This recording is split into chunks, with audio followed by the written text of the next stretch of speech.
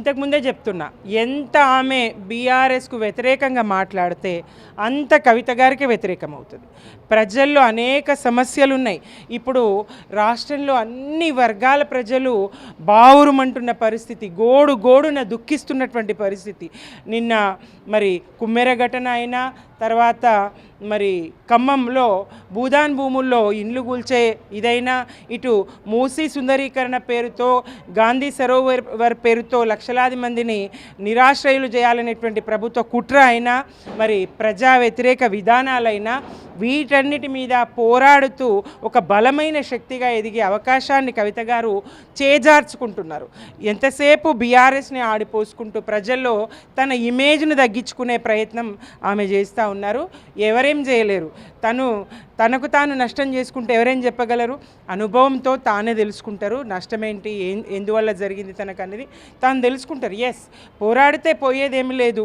కానీ బీఆర్ఎస్ 10 సంవత్సరాలు తెలంగాణ రాష్ట్రాన్ని సాధించిన కేసీఆర్ గారు, 10 సంవత్సరాలు తెలంగాణను ప్రగతి పథంలో పరుగులు పెట్టించినటువంటి కేసీఆర్, ప్రజలందరినీ కన్న బిడ్డల్లాగా కడుపున పెట్టి సాదుకున్న కేసీఆర్ గారు, వ్యవసాయాన్ని స్థిరీకరించి దేశంలోనే నెంబర్ 1 స్థాయికి పంటలు పండించేటువంటి స్థాయికి తెలంగాణను తీర్చిదిద్దిన కేసీఆర్ గారు, మరి అటు విద్యాభిషేకంగా అయితేనేమి, వైద్యం విషయంలో అయితేనేది, తాగునీరు విషయంలో అయితేనేది, సాగునీరు విషయంలో అయితేనేది, నిర్మాణ రంగంలో భవనాలు కానీ, రోడ్లు కానీ, ప్రాజెక్టులు కానీ, చెక్ డ్యాములు కానీ, అటు నిర్మాణ రంగం అయితేనేది, అటు విద్యుత్ రంగం అయితేనేది, ఒక రంగం కాదు, ఒక వర్గం కాదు, అన్ని రంగాలను అభివృద్ధి పథాన నిలబెట్టిండు.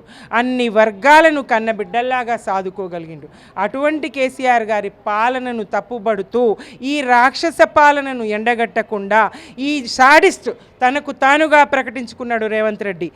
ఎస్, నాది సాడిస్టిక్ ప్లెజర్ అని చెప్పిండు. నాది రాక్షసానందం, ఎదుటి వాళ్ళు బాధపడుతూ ఉంటే ఆనందిస్తాను అని స్పష్టంగా రేవంత్ రెడ్డి చెప్పి ఉన్నారు. ఇప్పుడు పేదలు ఏడుస్తున్నారు. గోడున కళ్ళకు నీళ్ళు వస్తూ ఉన్నాయి, కదిలిపోతూ ఉంది దుఃఖం.